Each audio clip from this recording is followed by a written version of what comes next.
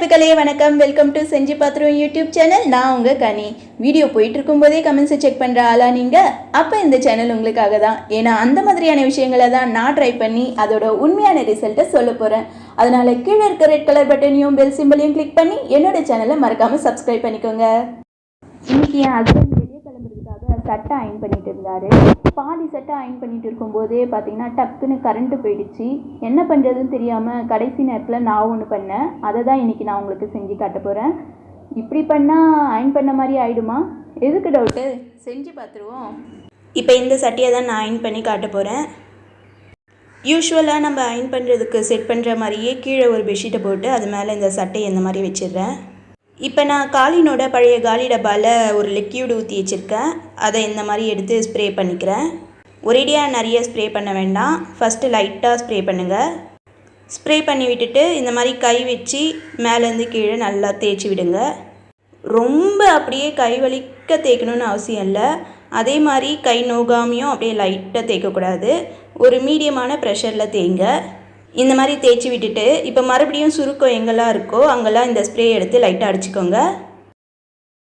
அடிச்சுட்டு அதே மாதிரி தேய்ங்க. இந்த பக்கம் கையும் அதே மாதிரி தேய்ச்சி விட்டுறேன். இப்போ பாருங்கள், இது அயன் பண்ண பக்கம், இது பண்ணாத பக்கம் எவ்வளோ டிஃப்ரென்ஸ் தெரியுது பார்த்தீங்களா? நம்ம அயன் பாக்ஸ் வச்சு பண்ணால் எப்படி இருக்குமோ அதே மாதிரி தான் இது இருக்குது. அதே நேரத்தில் ரொம்ப சிம்பிளாகவும் வேலையை முடிச்சிட்டோம். இது பேர் தான் தன் கையே தனக்கு உதவி. அப்புறம் நான் அந்த ஸ்ப்ரே பாட்டிலில் ஒரு லிக்யூடு ஊற்றுனேன்னு சொன்னேன் இல்லையா, அது வேறு ஒன்றும் இல்லைங்க, நம்ம எல்லார் வீட்லேயும் இருக்க தண்ணி தான். ஆமாங்க, வெறும் தண்ணி மட்டும்தான் வச்சு நான் இதை செஞ்சு காட்டினேன். நீங்கள் எந்த தண்ணி வேணால் எடுத்துக்கலாம். அது குளிக்கிற தண்ணியாக இருக்கலாம், இல்லை குடிக்கிற தண்ணியாக இருக்கலாம். ஆனால் தண்ணி சுத்தமாக இருக்கணும், அது மட்டும்தான் இங்கே முக்கியம். அதே மாதிரி இதை பண்ணுறதுக்கு ஸ்ப்ரே பாட்டில் கண்டிப்பாக வேணும். ஏன்னா அப்போ தான் தண்ணி ஈவனாக ஸ்ப்ரெட் ஆகும்.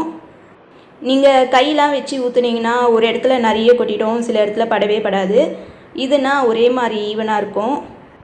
இல்லை எனக்கு ஸ்ப்ரே பாட்டில்லாம் வேண்டாம், நான் கையிலேயே ஈவனாக தண்ணி தெளிப்பேன்னா அது உங்கள் சாமர்த்தியம். நீங்கள் கை வச்சே தண்ணி தெளித்து இந்த மாதிரி பண்ணிக்கோங்க. பார்த்தீங்களா, வெறும் தண்ணியை வச்சு எவ்வளோ நீட்டாக அயன் பண்ணி முடிச்சிட்டோம்.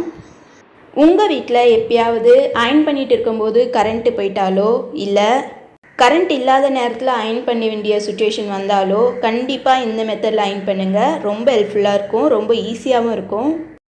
ஸோ கண்டிப்பாக ட்ரை பண்ணி பாருங்கள் நட்புகளே. இந்த வீடியோ உங்களுக்கு பிடிச்சிருந்தா லைக் பண்ணுங்கள், ஷேர் பண்ணுங்கள், கமெண்ட் பண்ணுங்கள். மறக்காமல் என்னுடைய சேனலுக்கு சப்ஸ்கிரைப் பண்ணுங்கள். இது செஞ்சு பார்த்துருவோம்.